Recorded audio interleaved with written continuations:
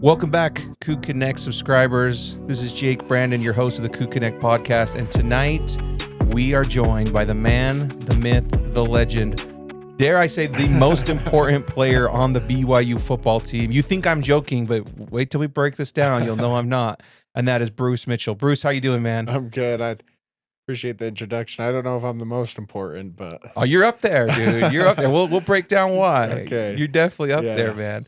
And I'm gonna hype up the position because that's what I played and that's what I started coaching too was O-line. But it is, dude. Like nobody's gonna have success if you screw up. Starting with the snap too, right? Like if that's not good, I mean, it doesn't matter how fast anybody is or how well people block or like it starts the ball. You're the only guy on the offense who touches the ball every single play. Right? Because quarterback, we go direct snap. We could snap it to a jet sweep. We could do something else, but you touch it every single time. Yeah. So it makes you pretty important. I guess if you look at it that way, yeah. We'll look at it any way we need to make it fit the narrative, right? So, dude, let's. I want to jump into what I think is going to be the most interesting part of this. Okay. Oh man, was it week 4 or 5 last season? Connor got hurt. Week 5. Week 5. It was week 4. I made my start week 5. Okay. And every time a center goes down and a new one comes in, it makes me as a fan a little nervous just because I think it is a super important position. And I didn't know, was unfamiliar with your game, you know, as they say. But honestly, I think you came in and rocked it right out the gates. Tell us about that. Finding out Connor's hurt, you're getting the start, the whole transition, all that.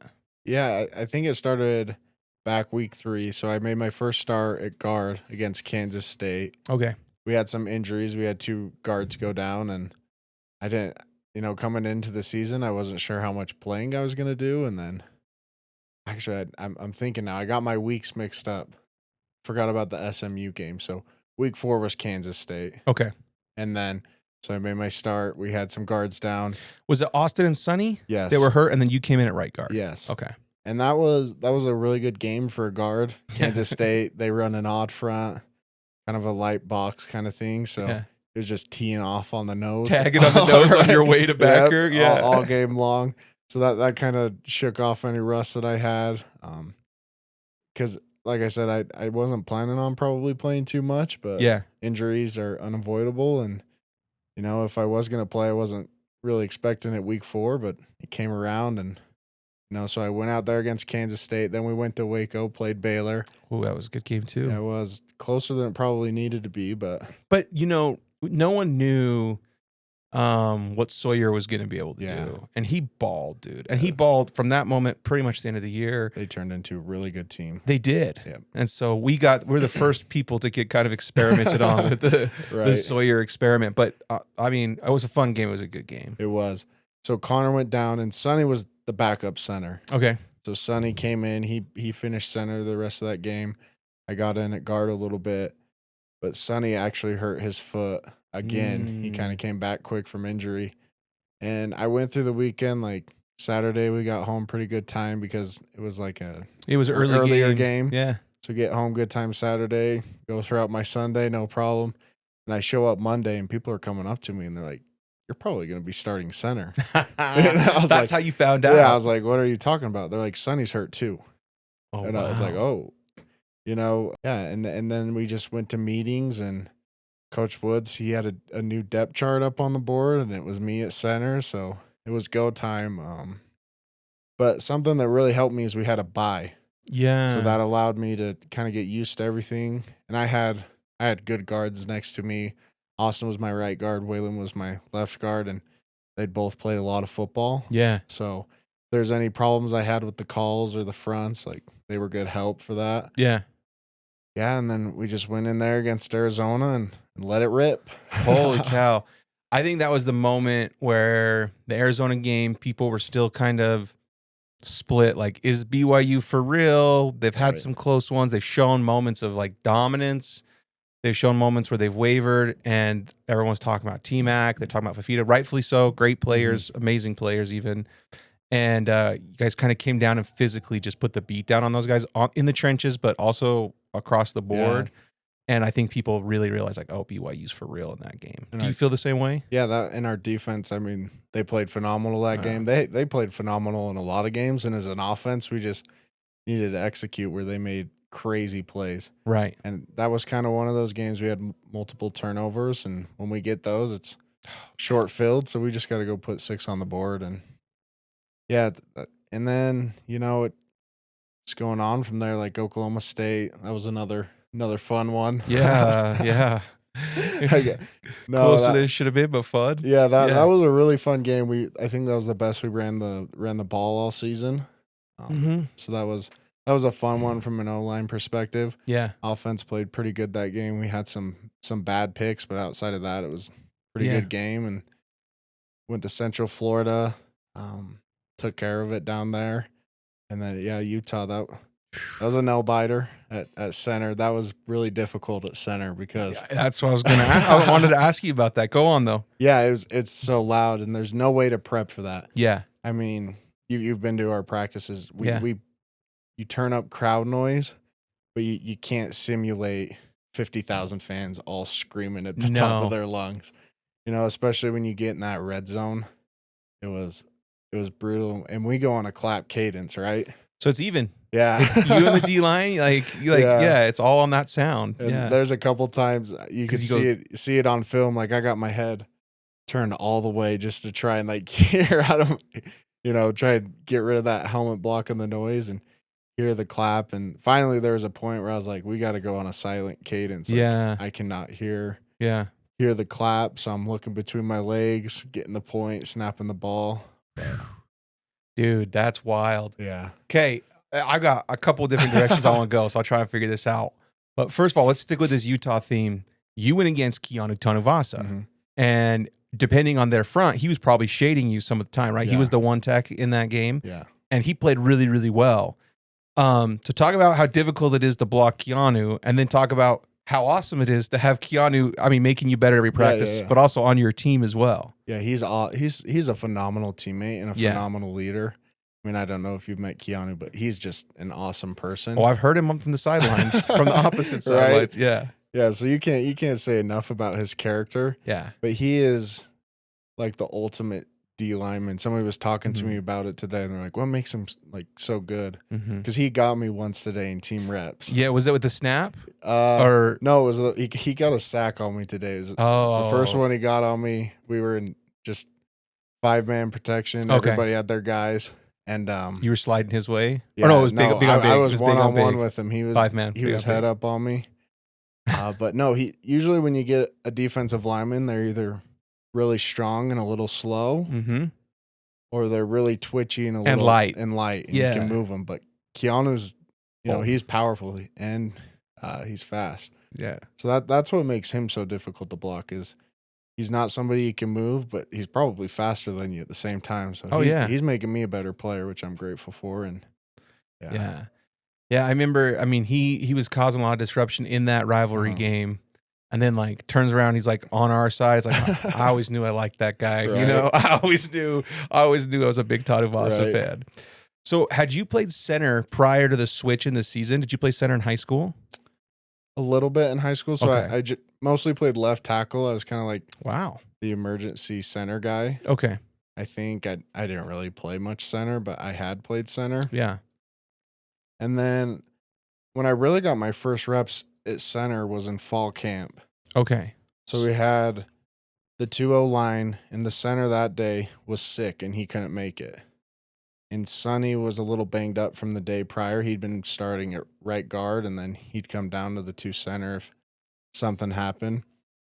So the backups, the center with the 2-0 line and Sonny were out for the day. So Coach Woods was just like, Go for it, and I had a good day, and obviously that stuck. Yeah. Because when the slot opened, he threw me in there. Yeah. And it's not crazy difficult, but it's a lot harder to block someone when you have to get a snap off than if you can just fire both your hands right at the snap on that. So that's pretty impressive, man, that with limited reps within that season from fall camp to within that season, you becoming the starting center and playing as well as you did, dude. That's impressive. Appreciate it. Thank you. Yeah. What do you think is the hardest part about being the center? Is it, there's so many difficult things. Is it getting the calls for everybody? Is it ensuring you get the snap right, even when you got a guy shading you, or you've got a reach so someone can pull, like a difficult down block? Like, what is the hardest part, you think? A couple months ago, I probably would have said the calls. Yeah. But I'm starting to get that part of the game down pretty well. So it's hard snapping. You got my right hand, my dominant hand between my legs. Yeah. As I'm making contact. So with a 300 plus pound right. human being. So that does make it difficult and adds a piece to the offensive line that most people don't have. But Coach Woods is a really good offensive line coach, so he tries to help me out there with how we protect and how the guards protect. And I mean, he's always looking out for us offensive linemen. He's trying to help the tackles with those DNs. And yeah, dude. Coach Woods has been a huge asset for us. Huge. Coming in. Like, I think that's, I mean, we could point to a lot of different things, but I think that's the biggest change that we've had since being in the Big 12, has been having him come in and kind of transform the O-line. What do you think is really special about Coach Woods? The guy just loves football. Mm. Yeah, and he's so passionate about it. I think he's a really good coach. He's my only O-line coach, and I wasn't a part of the offense before he got there. Okay. But, I mean, he knows ball. He's coached 23 years. That's what he just barely told us. He's been coaching for 23 years, so you're going to know some stuff after 23 years. Yeah, he's been a run game coordinator too, which I don't know if people recognize. That's a lot different than just coaching up the blocking or pass pro, you know? Yeah, he's much more than an offensive line coach. Right. Like, you'll see him at practices. Like, he'll be telling the running backs what to do or the wide receivers where to block and the tight ends. Like, when we run the ball, it's something he's came up with. It's his domain. Yeah. Yeah. And I mean, I've talked with, we had Andrew on, we've had several offensive guys on, even some of the defensive guys. Raider was kind of giving you guys props too, that he thinks that the run game, and it's only fair because TJ Woods has been here for a year longer. He thinks that the run game has taken another step forward from last season. Do you think that's accurate? Yeah, I think it's because everybody's been in the system for a year. Yeah. Like, we walked up there day one of fall camp, and I mean, exception of Gentry and maybe Kyle Safarchuk. Like, everybody, none of this was new to anybody. Right. So I think that has played a really big role, and our defense is really complicated to play against. Yeah. That's what makes them so good. But we're all comfortable in this offense. Yeah. And how we're supposed to block things and pick up pressures. And yeah, I think that's been the biggest help is that it's just not new to anybody. Yeah, it's more familiar and less questions. Like, when I would coach O-line, or even when I was offensive coordinator, like, you never want to see a O-lineman do this, because it means like both hands out, looking like, side to side. Yeah, like because they don't know what's up. Right. And I used to see that sometimes, and I haven't seen that in a long time. No, everybody's on the same page, which has been good, and it's helpful as a center to know that everybody knows what they're doing. Yeah.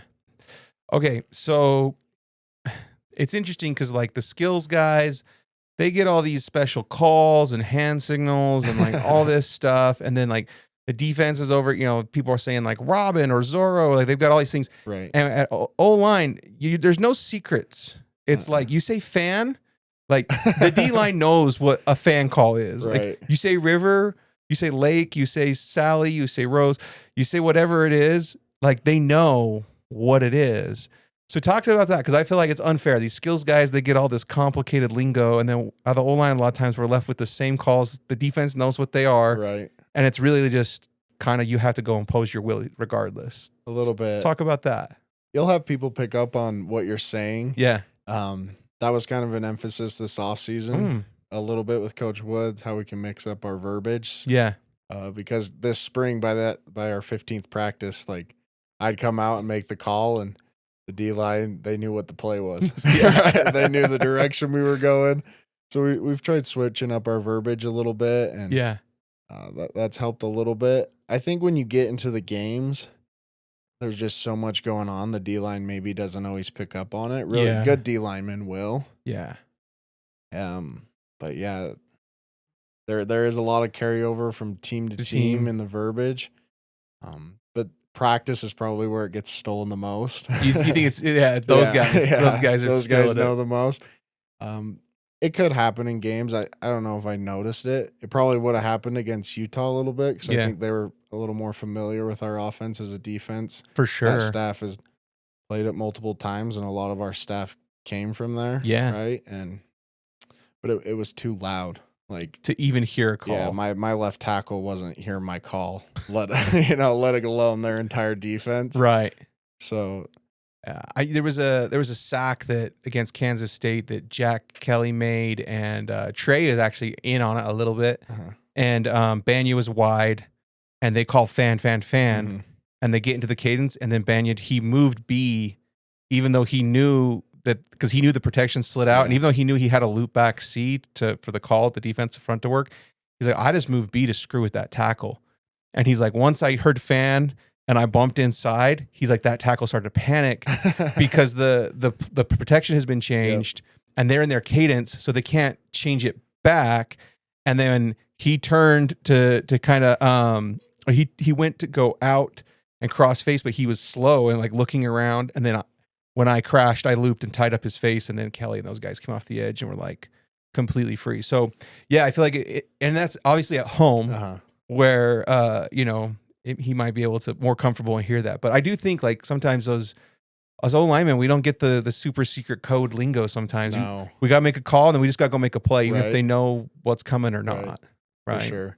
And back to, I think we're really practiced because that's something our defense is so good at doing, is moving around. And they do that to try and throw us off as offensive linemen. They're always moving. They're always slanting. Yeah. That's something our coaches are really good at. And that's exactly why they do it, is O-line comes up, make a call, and then let's screw with the whole defense moves. That was the wrong call to make, Yeah. But it was funny when I walked into practice today, they had a garbage can set up, and the whole defense, the ones were all there, and Hill was sitting here, and he was going through his calls and stuff, and he's like, well, if we see this and we call this, these are the things we want to be able to roll to. We want to be able to roll to this. We want to roll to this shell, this, there. I'm like, holy cow. Like, that's a lot, man. Right. Like, and I was just, as I was walking by, like, listening to it, he was calling out, I'm like, man, like, they are really all about mixing things up before the snap. Which is good for us to go against all fall, because when you get to the actual games, it kind of slows down a little bit. Not to say that we're playing worse defenses or something, but yeah, I don't know if we faced one that was quite as complicated as our own. Maybe Utah, that's a similar defense. Yeah, they run some, a lot of people moving, a lot of people slanting, a lot of different types of blitzes. But no, it's good for us to go against that all fall as an O-line, and kind of slows down a little bit when you get in the actual games. Yeah.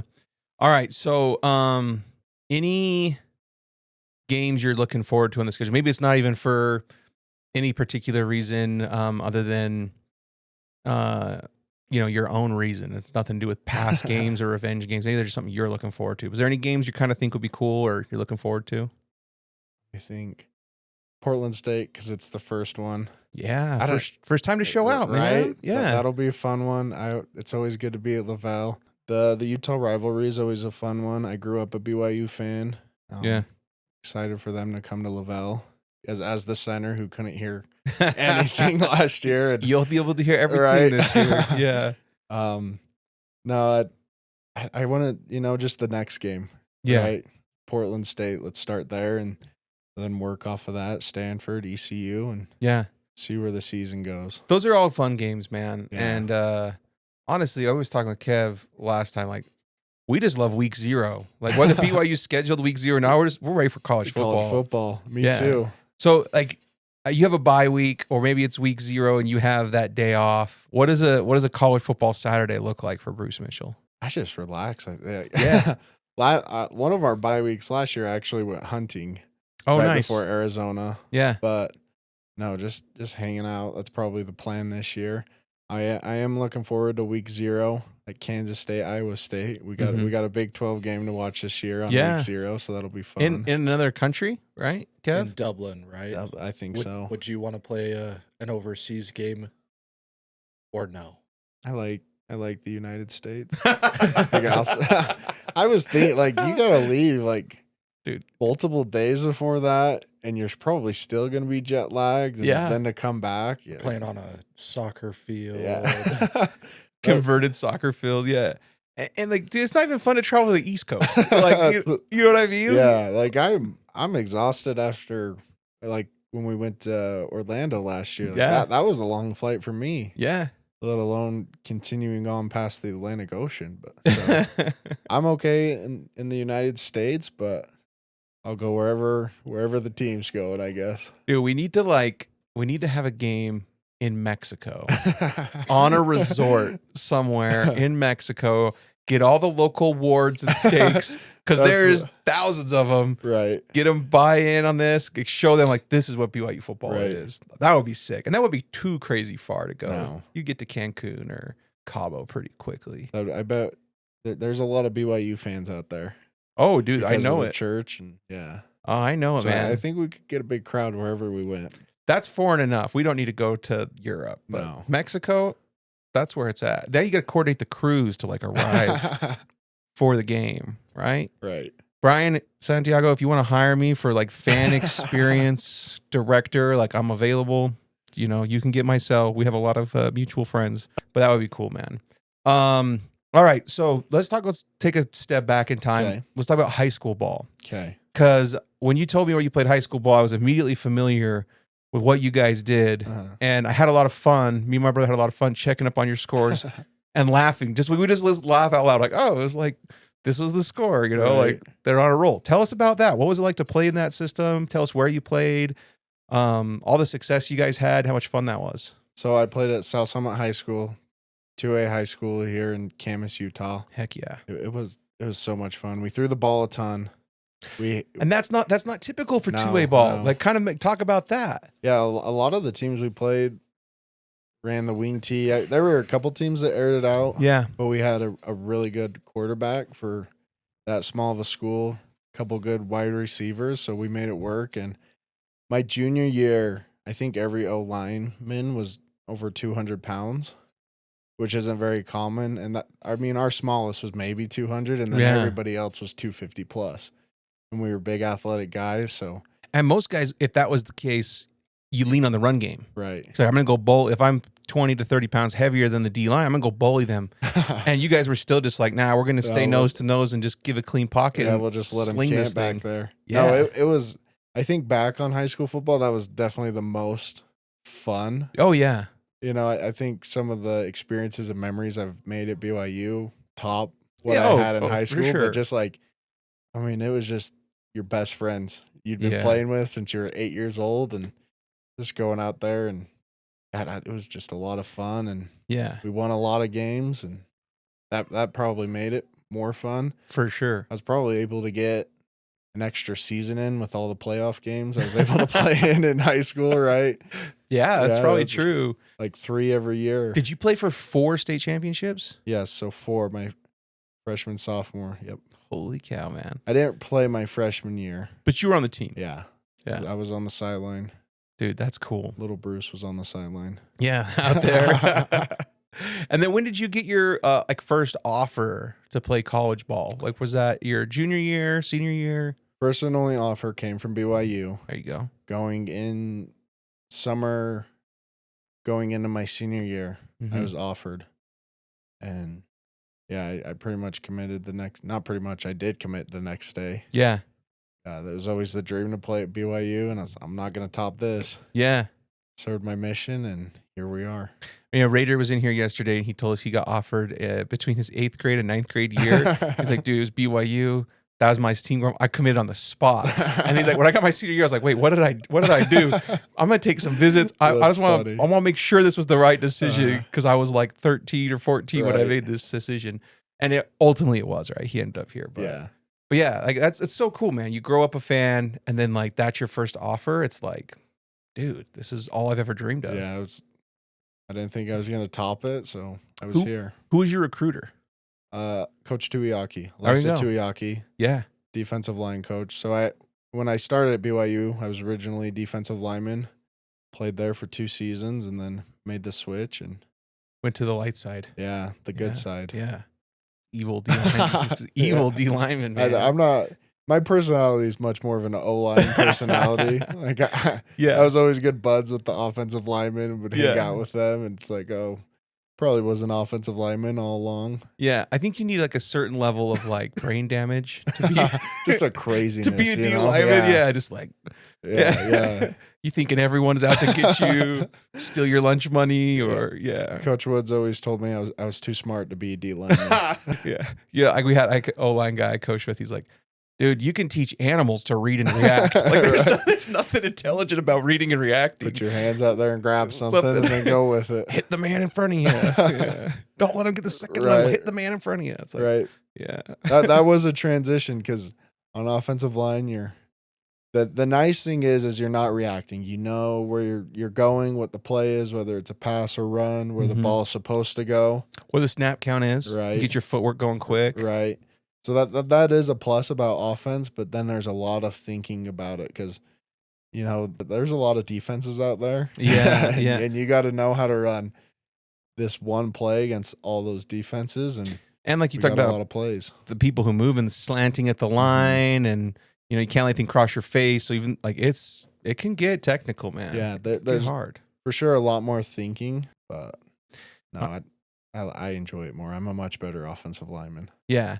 When I was coaching, sometimes when I was an OC, not even doing the O-line, I get like some young sophomore or freshman maybe who's coming up and getting starting reps or maybe just rotational reps with this and be like, all right, come stand right here. All right, don't get your hat between me and your assignment and try and block me. Like you were trying to block me with one arm. Okay, now get your hat place side, get your helmet place side, try and block me.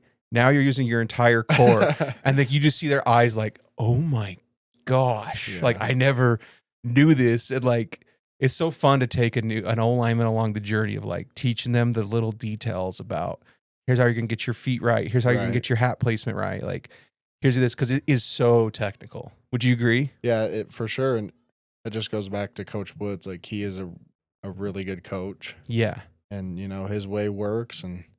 Just trying to do it his way and the way he coaches it. Yeah. No, yeah. A lot of that goes to him and just him helping me out and figuring it out and continuing to help me. Yeah. Well, dude, I think you're the most important position on the team. Right? I don't care what the fans say. I'll fight them on it. I appreciate that. I'll go into our Discord and be like, look, Bruce Mitchell, you're all fighting over who's going to be the quarterback. Like, you should all just be like praising Bruce Mitchell coming back and like locking things down for us. I wonder how our quarterbacks would take that. Well, McKay shouted him out. I think it was McKay, right? Who was on here. And he's like, dude, Bruce is a beast. And he's out there moving dudes for us. So I feel good. Like, because we were asking that underappreciated or underrated player on the team. He's like, Bruce Mitchell. He didn't like even hesitate. He's like, he's underappreciated and he's a beast. And I'll take it. So they like you. They're big fans. I like all of them. Yeah. No, they're good guys. And yeah, there's some unique about a center quarterback, right? Oh, dude. It's a special bond. Right? It's a special bond. I don't think anybody else has ever put their hands there. Just dude, and then like my favorite is like the quarterback sneak relationship where it's all just like Phil. It's like, I'll get up there and I'll tell you when I'm ready to go. I'll give you a little right there. It's like, who has the most aggressive hands? I don't notice the quarterbacks. Tyson McDaniel, one of our assistant tight ends coaches. So he used to play quarterback. Right. And we'll do these run reviews as an offensive lineman, and we'll bring the tight ends in because they're blocking with us a lot of the time. Yeah. So he'll be the stand-in quarterback. And today specifically, we were doing under center stuff. And he wasn't scared to get in there. He went right back to being quarterback. Yep. But as a center, it's weird to say, but you like to know where their hands are at. Dude, listen, every time I've coached like a brand new quarterback, their hands are not making contact, and they're out here. I'm like, dude, you're going to fumble the ball. Like, let me show you. He put your hand where it's supposed to go, and like their eyes get wide. I'm like, it's okay. It's like, he needs to know that's where I need to put the ball. The laces need to hit right there on this. I need to turn it so the laces hit right there. Like, he can't guess. Like, there's got to be contact. And then they finally, they get around to it. It's not weird for us, but when you like think about it, it's a little bit weird. To the uninitiated, it is very odd. But it's not odd to me. Yeah. It's just natural. Yeah. I'm used to it. Yeah. Dude, it's so funny. And it's funny how, I mean, I told you I played in the I formation. Uh-huh. I remember we had a few packages where we go to shotgun, and I'd be like, this is the craziest thing ever. Like, just blindly, like, because throwing it between your legs. And now you take these kids, like, because for us, like, our base offense is in shotgun when I was the OC, and our goal line packages, our short yard packages are under center. Right. So it's completely the opposite for a lot of these quarterbacks now. It's like, oh, like, but I remember being center and being like, dude, this is so weird. I'm just like rifling that thing back there. Yeah. Yeah. Blindly, like in a lot of ways, right? Like, no, I'm never opposed to under center because I know it's going to be a good snap. Yep. You can't mess that up. I also feel like I could recover my hand quicker. Yeah, a little bit. Because you kind of almost have to fall through a little bit on your snap. And so it's like, I mean, we're talking fractions of a second. Right. But my hand doesn't get back into my frame to play as quick. Yeah, but we maybe went under center, like those 4 games I was center 5 times maybe. Right. And they were all goal line. Yeah. Goal line or short yard. Dude, when you talk about that, it's 4th and inches. Your quarterback lines up under center, and you've got a pinch look on you. It's 2 330-pound plus humans, and they're both in, they're both in the A gaps, and they're both angled right at you. Like, what is your thought on this? What do you do? So, funny story. So, first time I ever did like a quarterback sneak on the goal line was against UCF last year. Okay. And they came out in that exact front, and they had good D tackles. Yeah, honestly, they had a lot of talent. Yeah, both of them were, they were good players, and they lined up in the A gaps right on my shoulders. Yeah, and I remember I had my hand on the ball, and I was like, I got to get lower, and I put my other hand down on the ground to like try and get some leverage, and man, they stuffed me on that one. Yeah, dude, it's like it's a 2-on-1, and you've got to take care. Like, no matter what else happens, even if you get buried, but you don't want to. Right. You have to take care of that snap. Yeah. And it's like the most vulnerable thing in sports. Right. I feel like it's got to be up there. You're just falling forward, no hands. You're launching your body forward, no hands, hoping not to get destroyed, and hoping to like get a clean snap and slow them down enough that your quarterback can find a hole and get through it. Unfortunately, this time they did not. We had some quarterback sneaks that worked, but that was not. I remember we came back to film on Monday. And Coach Woods, he pauses the film, and you can just see like my face is just getting smashed by these guys, and like they're lifting me up in the air, and he's like, "That does not look fun, Bruce." And I was like, "It wasn't. It fun. really isn't fun." I'll tell you what. When I played in the early 2000s, right in high school ball, there was not a lot of creativity. Yeah. We had like 4 trick plays, and we had like 3 play actions, and all the rest, like I said, it was a lot of dives, it was a lot of leads, and then anything short yardage, there's no guessing on what we do. It's like, we're going to line up in 0 splits and quarterback sneak this. Right. Like, we've done this 10 times tonight, coach. Like, are we sure we need to keep doing it? That's just what you do. Yeah. I remember I got stepped on my arm. It's a bad deal. And then like going to school, and one of my teachers is like, what happened to you? I'm like, oh, like someone stepped on me. And they're like, how did someone step on your arm? I was like, it was a quarterback sneak and that. And she's like, oh, good. Well, my first thought was like, maybe he's getting beat at home or something. Like, oh, good. It's just a quarterback sneak. It's just a quarterback sneak. Oh, yeah. Just one of the 10. Right. Yeah. Have you had a quarterback step on you yet? No. No. Oh, well, maybe it won't happen. Maybe we've evolved enough. We've evolved enough that won't happen, hopefully. We've got to, we're not trying to think of a way to describe our offense. Yeah. We don't always like running the quarterback. Like to keep that guy healthy. So yeah, keep him standing upright. So he hasn't stepped on me. That's good, man. Yeah, I'm sure it will eventually happen on my career, but not yet. Have you had Sione Moa plow into the back of you yet? Not yet. That man, he's fun to watch. He's a violent blocker. Yeah. I think that's one of his best skill sets. So I don't want that to my back. Just the way he's able to go up and block linebackers and safeties. I'd prefer that not to happen to my back. Dude, Raider was saying that in spring that he got a little KO'd from old Sione. Like, he went to fill the gap, and he's like, I woke up, my arms were straight out in front of me. I started walking back to the huddle, and coaches were like, nope, you got to get off the field. He's like, what happened? They're like, Sione knocked you out on the way to the end zone. That's fun. Yeah, so you look at Sione, his thighs are just huge. He's got huge glutes and just. Oh like, yeah. Yeah, he looks like a fullback out there. Yeah. There's a reason you watch his runs. There's a reason that people aren't bringing him down. Yeah. Hey, did McKay just get here? Bring McKay in, Nolan. Let's throw McKay on for a sec. Let's get him. I was just with McKay. McKay, you come through the magic curtain here. Are you with McKay before this? Yeah, we were watching a little film. Maybe he's not here. Maybe he's got punked by Nolan. I don't know. Somebody's opening the door. Someone was messing around. It's the kids, man. Yeah. Can't keep the kids away.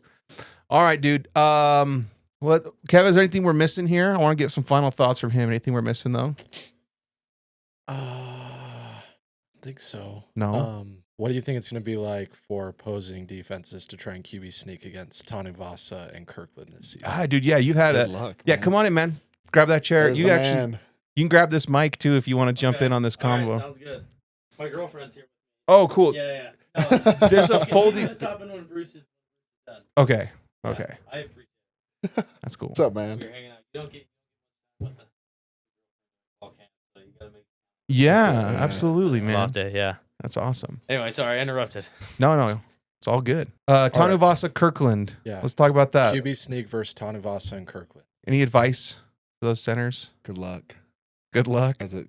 Justin's a big guy. He hasn't played much yet this fall. Right. He's a big guy, and Keanu's a strong guy. Good luck. Yeah, no advice on there. Yeah, dude. Justin, I think, is going to break the NFL combine record for bench press. No, literally. Yeah, he's done it. No, he showed up day one, and I thought I had a pretty good bench, and then Yeah. it was small in comparison. Guy's a beast, man. It's a Big lot guy. of fun. Yeah. So, I was just telling him that I was with you. Oh yeah. Breaking down a little film. Oh yeah. There we go. Okay. Practice film. we're talking about quarterback sneaks, and Yeah. you get like the double pinch look on you, and we're talking about how unfortunate it is to be a center Yeah. in that situation. What's it like to be a quarterback? Double pinch, quarterback sneak. What are you looking for? I mean, you just gotta hopefully find a crease, really. Yeah. Yeah. And just get after it. You know, it's obviously not the ideal look. So Yeah. yeah. Just find an opening and go, really. You can't really think too much after that. Yeah. Yeah. McKay's gritty. He can find a gap. Yeah. Yeah, dude. He is. Hey, Yeah. you had the defense complaining about you today. Did you Oh, hear? really? Did you hear any of that? I didn't hear anything. I usually don't pay attention to what they're saying because That's good. That's good. it's usually What all were they it's up saying? and I didn't down. hear what It is I- Keanu and Trey, so you know, like, Oh yeah. so you had a little, I think it was a zone read, and you kept it around the right end and picked Uh-huh. up a first down. Mhm. Yeah. And they're like, "That's bull crap. We can't even hit him. How come they're running him on 3rd and short or 4th and short? We can't even hit him." I was like, "Bro, no one even touched him until he was like 3 yards past the thing. Like, No, they're- don't make excuses that you can't hit him." They're blowing the whistle short on us too. They Bruce are. knows. They were Yeah. on Yeah. those short yardages For today. sure. Yeah. McKay's sneaky fast. No, I don't know if he's sneaky fast. He's just fast, just man. quick. Yeah. Get loose if I can. You know? Yeah. It's a lot of fun. Yeah. All right. Final thoughts, Bruce. Anything we need to look for? We need to know about? Any tips, advice for the fans out there? Trying to think. No, I'm amped for this season, man. It's gonna be a fun one, and hopefully we can do a little winning along the way. And I think we will. Yeah, me too. Yeah. Achieve some of our goals. Yeah. You know, we came a little short of the championship game last year, so I think we've all got our eyes set on it. Nobody on the staff or hopefully anybody out there will be surprised if we do a little winning this year and Yeah. end up in that championship game, Big 12 championship game. Let's do it, man. Yep. Excited. Dude, I appreciate you coming on. I Thanks, love giving the O-linemen some love. Like, that's what I know about ball most. Like, that's what I played. That's what I know. And like I said, most important guy on the team right here, Bruce Mitchell. I'll die by that, dude. No, 100%. No, 100%. that's a lot coming from a quarterback. He's got a much tougher job than I have. And he's never had No, Kirkland yeah. and Tanuvasa pinch on him, bro. Yeah, I don't. Trenches, man. It's a different world. It's a different world for sure. Yeah. Well, Appreciate dude, it. I got a gift for you. We got Defense drinks right there. It's a Awesome. collagen-based sports drink. Supposed to help with your soft tissue health. Hopefully avoid some injuries to any of your ligaments, your tendons.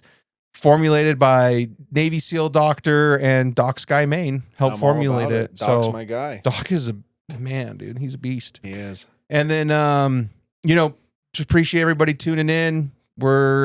Kev, I don't even know. We're almost 2,000 subscribers now on CougConnect. Fully monetized now. Let the ads play through. Don't skip the ads. 'Cause, it's all about the money. Right. But appreciate Cougar Nation stepping up, supporting. Appreciate all you guys coming on and making it worth watching. Very few people would tune into Kev and I talking about sports, probably.